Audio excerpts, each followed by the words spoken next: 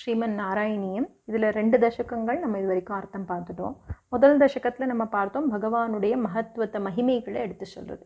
2வது தசகத்தில் நம்ம பார்த்தோம் பகவானுடைய ரூப மாதுரியம், எத்தனை அழகான திருமேனி தரிசனம் அப்படிங்கிறத விளக்கி அழகாக சொல்கிறார்.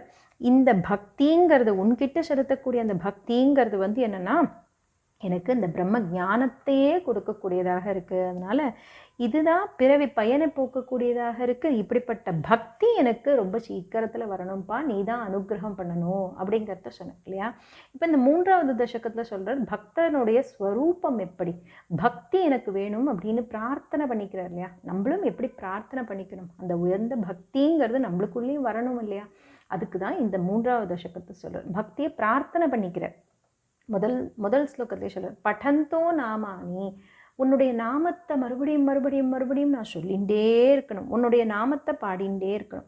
அது மட்டும் இல்லை, பிரமதபர சிந்தௌ நிபதிதாக, உன்னுடைய பிரமதபர சிந்தௌ அப்படின்னு என்ன, அதை ஆனந்த கடல் அப்படின்னு சொல்கிறோம் இல்லையா.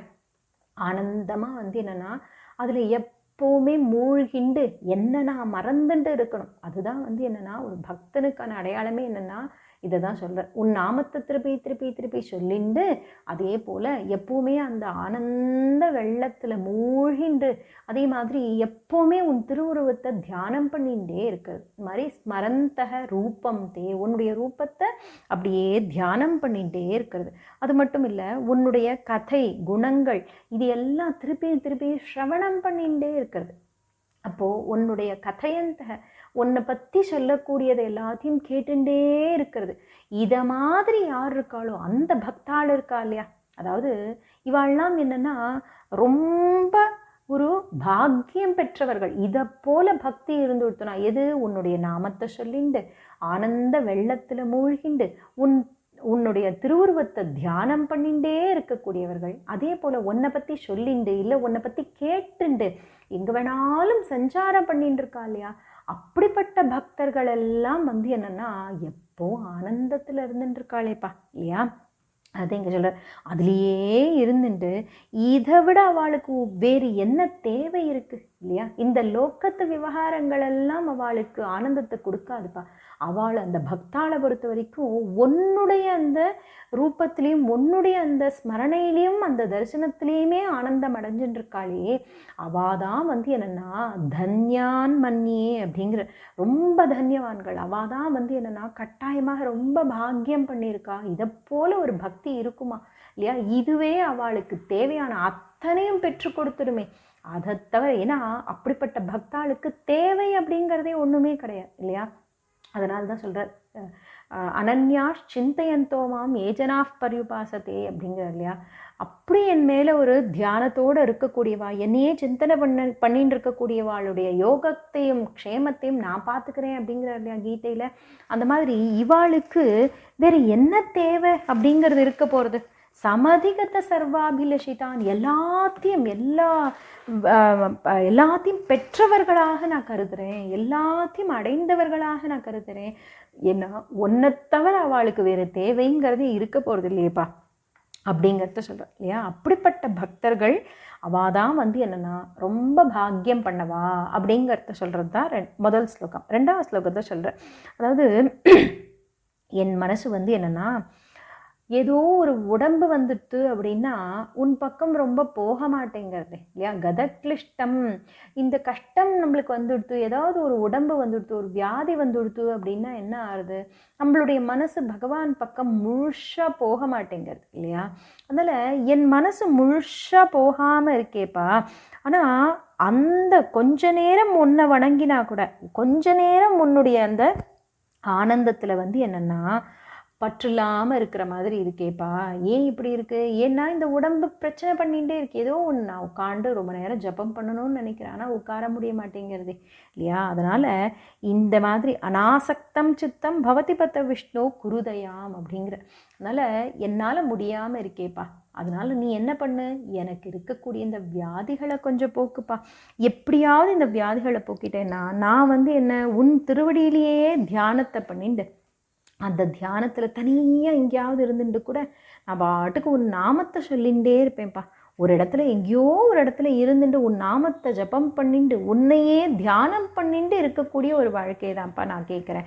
அதனால் உனக்கு சேவை பண்ணுறதுக்காக என்னென்னா இந்த உடம்பை கொஞ்சம் சரி பண்ணு அப்படிங்கிறத சொல்ல இல்லையா. அடுத்தது கிருபாத்தே ஜாதா சேத் கிமிவ நகிலபியம் தனுபிருதாம். உன்னுடைய அனுகிரகத்தினால என்னென்னா எதை அடைய முடியாது, கிமிவ நகிலபியம், எதுதான் அடைய முடியாததுன்னு ஒன்று இருக்குது இல்லையா. அப்படி எல்லாத்தையும் அடைய முடியும் அப்படிங்கிற பொழுது எனக்கு இருக்கக்கூடிய இந்த கஷ்டத்தை போக்கேன்ப்பா. தனுபிருதம், இந்த உடம்பு அப்படிங்கிறதே உன்னுடைய அனுகிரகத்தினால கிடச்சிருக்கு இல்லையா. அப்படி இருக்கும் பொழுது இந்த உடம்புக்கு வரக்கூடிய சில பிரச்சனைகளை போக்குறது உன்னால் முடியாத காரியமா? உன்னுடைய அனுகிரகம் இருந்தால் இதெல்லாம் முடியாமல் இருக்குமா? அதனால் உன்னுடைய அனுகிரகம் எனக்கு தேவைப்பா அப்படிங்கிறத கேட்டுக்கிறேன் இல்லையா. அதனால் எத்தனை உன்னுடைய பக்தர்கள் எப்பவும் என்னென்னா எந்தவித கஷ்டமும் இல்லாமல் அவள் பாட்டுக்கு ஆனந்தமாக நாமத்தை சொல்லிண்டு அந்த ஆனந்தத்தில் மூழ்கிண்டு முக்தர்களாக இருந்துட்டு பற்றெல்லாம் இல்லாமல் அப்படியே சஞ்சாரம் பண்ணிகிட்டே இருக்காளேப்பா. அந்த மாதிரி ஒரு நிலையை நான் அடையக்கூடாதா? அதனால் எனக்கு இருக்கக்கூடிய இந்த உடம்பு வேதனையை போக்கு அப்படிங்கிறத சொல்ல. ஏன்னா நிறைய பக்தாள்லாம் இந்த லோக்கத்தில் சஞ்சாரம் பண்ணிட்டு இருக்கா, எத்தனைய சாதுக்கள் இல்லையா. பகவத் தியானத்திலேயே இருந்துட்டு இருக்கிறவாள்லாம் இருப்பா. அவள்லாம் எந்தவித ஒரு கஷ்டமும் இல்லாமல் அவள் பாட்டுக்கு சஞ்சாரம் பண்ணிட்டு எந்த ஒரு பற்றுதலும் இல்லாமல் ஒன்னையே தியானம் பண்ணிட்டு இருக்காளே, உன் நாமத்தை சொல்லின்னு இருக்காளே. அப்படி இருக்கிறப்போ நான் மட்டும் இப்படி முடங்கி இருப்பது நியாயமா? அதனால் இந்த உடம்பு உன்னுடைய அனுகிரகத்தினால கிடச்சிருக்கு. இந்த உடம்பில் இருக்கக்கூடிய ஒரு வியாதியை போக்குறது உனக்கு ஒரு பெரிய கஷ்டமா இல்லையா. அதனால் நீ என்னுடைய பிரச்சனையை போக்கு, என் கஷ்டத்தை போக்கு அப்படிங்கிறத சொல்கிறார். உன் அனுகிரகம் எனக்கு தேவை அப்படிங்கிறத சொல்கிறார். 4வது ஸ்லோகத்தை சொல்கிறார். முனிப்ரௌடாரூடாக ஜெகதி கலு கூடாத்மகதையக அப்படிங்கிற, அதாவது நாரதர் முதலான பக்தாள்லாம் இருக்கா இல்லையா, அவள்லாம் என்னென்னா சஞ்சாரம் பண்ணின்னு இருக்கா. ஆனால் நம்ம கண்களுக்கு புலப்படாது, அவ்வளோதான் இல்லையா. ஆனால் எப்பவும் தேவதைகளும் நாரதர் போன்ற பக்தாளும் உத்தவர் போன்ற பக்தாளும் சஞ்சாரம் பண்ணிட்டு இருக்கா. அதனால் உன் திருவடிகள்லேயே மனசை தியானம் பண்ணிட்டு இருக்கக்கூடியவாள்லாம் துன்பத்தை அழித்தவர்களாக இருக்கா, துன்பம் இல்லாதவர்களாக இருக்கா. அதனால் எப்போவுமே என்னென்னா உன்னுடைய ஆனந்தத்தில் ஆனந்த வெள்ளத்தில் மூழ்கி இருக்காளேப்பா. அதனால் நாரதர் முதலான எல்லாரும் என்னென்னா உன் திருவடி தியானத்தில் இருந்துட்டு அந்த கஷ்டங்கள்ல இருந்தெல்லாம் விலகி எப்போவுமே அதிலேயே ஆனந்தமாக சதத நிர்பாத பரச்சித்து அப்படிங்கிறது இல்லையா.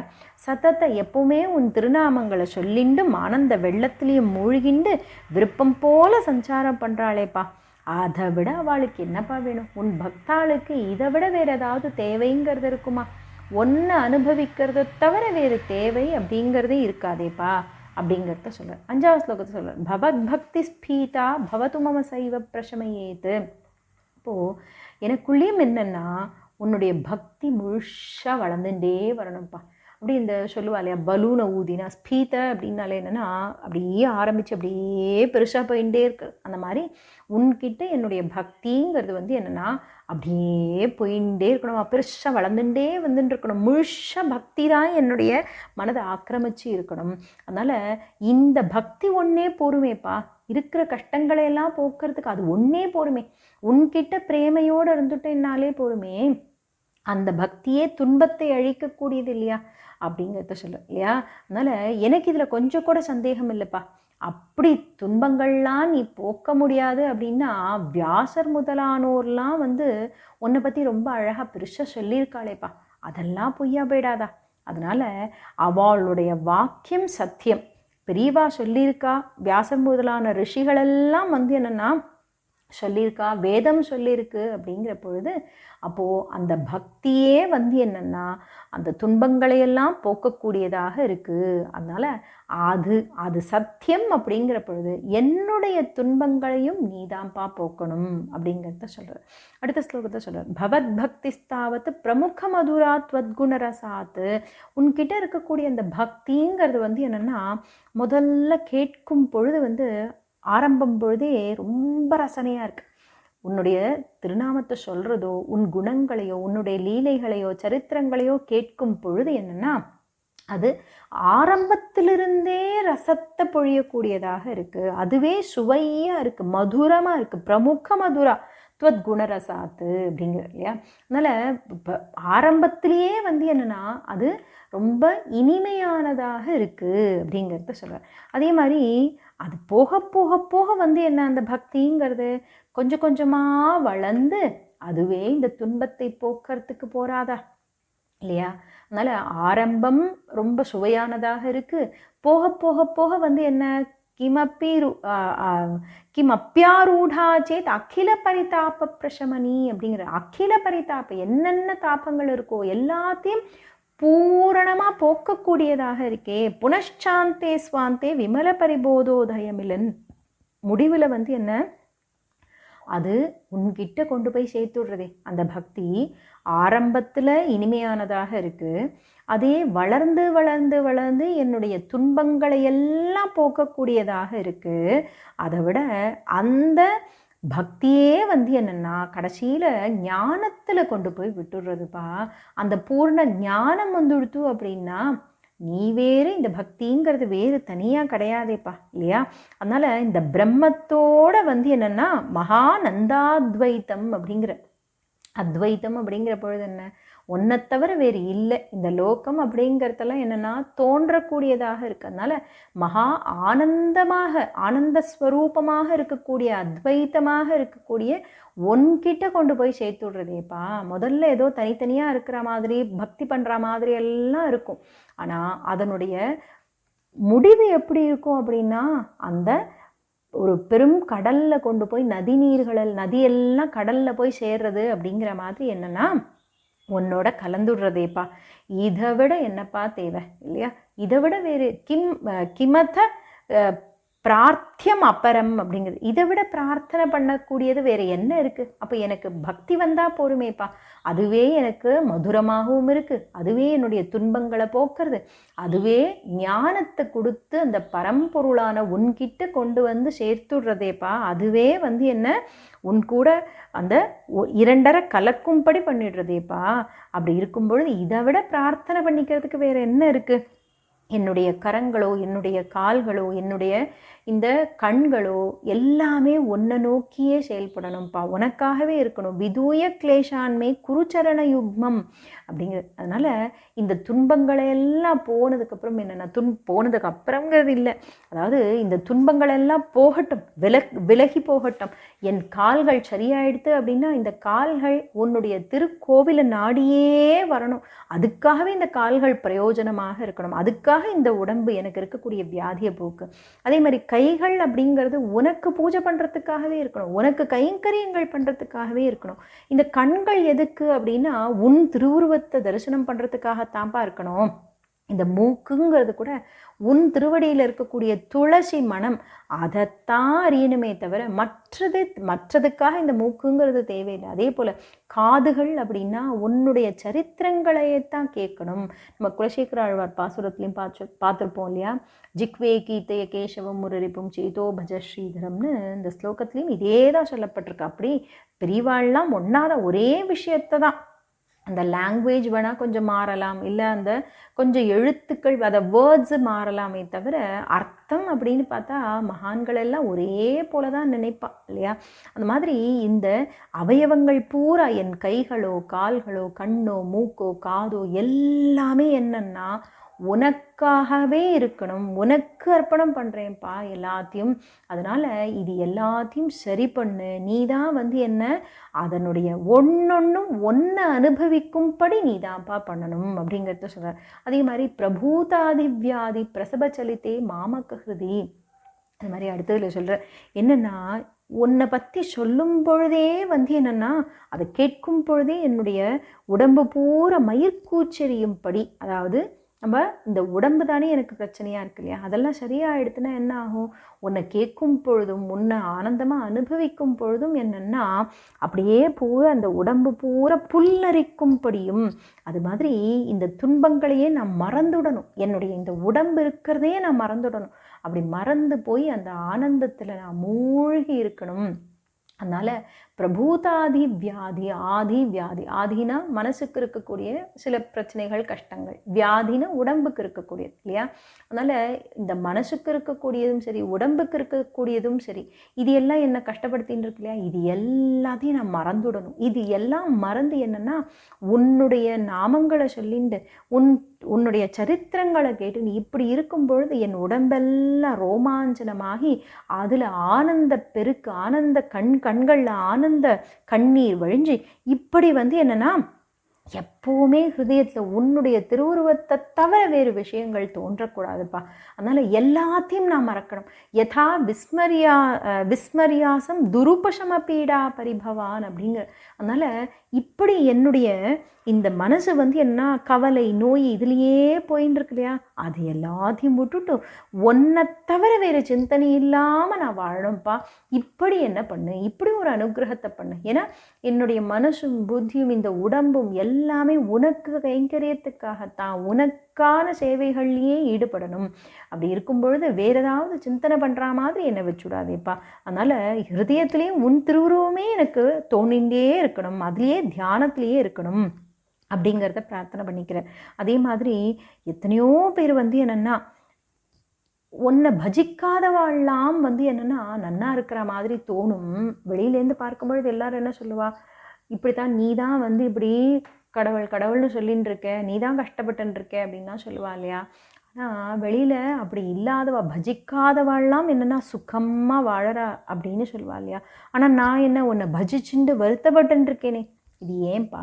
ஏன் என்ன இப்படி பண்ணுற? நீ உன்னுடைய பக்தனை காப்பாற்றுறதுக்கு நீ வரமாட்டியா இல்லையா? நீ கம்சனை வதம் பண்ணவன்.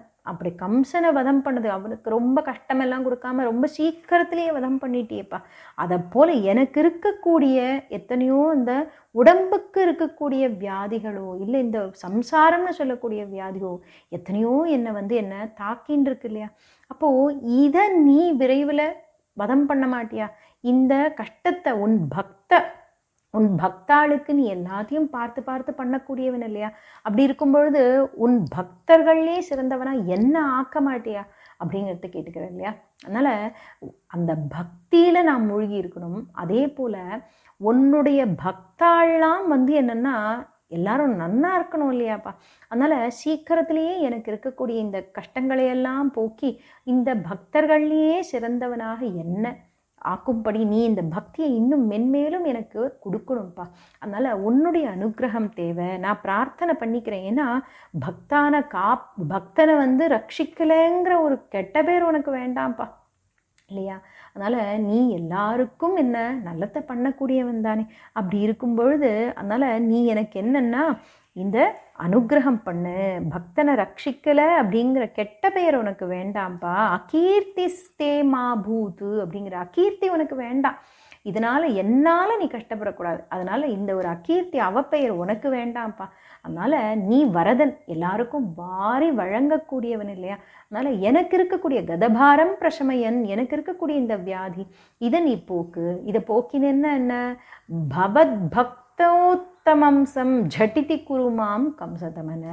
ஜட்டிதி சீக்கிரத்திலேயே எப்படி கம்சனை வதம் பண்ணியோ அதை போல் எனக்கும் இருக்கக்கூடிய கஷ்டங்களை சீக்கிரத்தில் வதம் பண்ணி என்ன பக்தர்கள்லேயே முதன்மையானவனாக்க ஆக்குப்பா அப்படிங்கிறத சொல்லி கடைசி ஸ்லோகத்தில் பூர்த்தி பண்ணுறது. கிமுக்தைர் பூயோபிகி அப்படிங்கிற இன்னும் சொல்லி சொல்லி இதை மாதிரி சொல்லி சொல்லி சொல்லி என்னப்பா பண்ண போகிறேன் இல்லையா? ஏன்னா உனக்கே என்கிட்ட எப்போ அனுகிரகம் பண்ணணும்னு தோன்றதோ, எனக்கு எப்போ அனுகிரகம் பண்ணணும்னு தோன்றதோ எனக்கு நீ அப்போ பண்ணுப்பா. உன்கிட்ட இது மாதிரி புலம்பி புலம்பி புலம்பி எதுக்கு இது மாதிரி பண்ணணும் இல்லையா? இன்னும் சொல்லி சொல்லி சொல்லி என்ன பண்ண போகிறேன்? அதெல்லாம் இல்லை. அதனால் உனக்கு எப்போ அனுகிரகம் பண்ணணும்னு தோன்றதோ அப்போ எனக்கு அனுகிரகம் பண்ணுப்பா.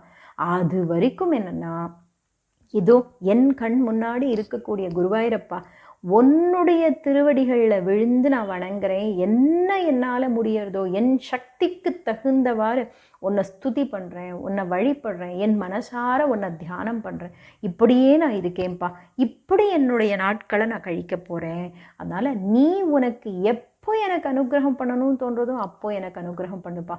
அதனால் எல்லாத்தையும் உன்கிட்டயே ஒப்படைச்சுட்டேன். அதனால் உன் திருவடிகளில் நான் எனக்கு எப்படியெல்லாம் சக்தி இருக்கோ சக்திக்கு தகுந்தவாறு நான் ஸ்துதி பண்ணுறேன், உனக்கு நமஸ்காரம் பண்ணுறேன், உன்னை பஜிக்கிறேன். இப்படியெல்லாம் என்னுடைய காலத்தை நான் கழிக்கிறேன்ப்பா அப்படின்னு சொல்லி இந்த 3வது தசகத்தை பூர்த்தி பண்ணுற.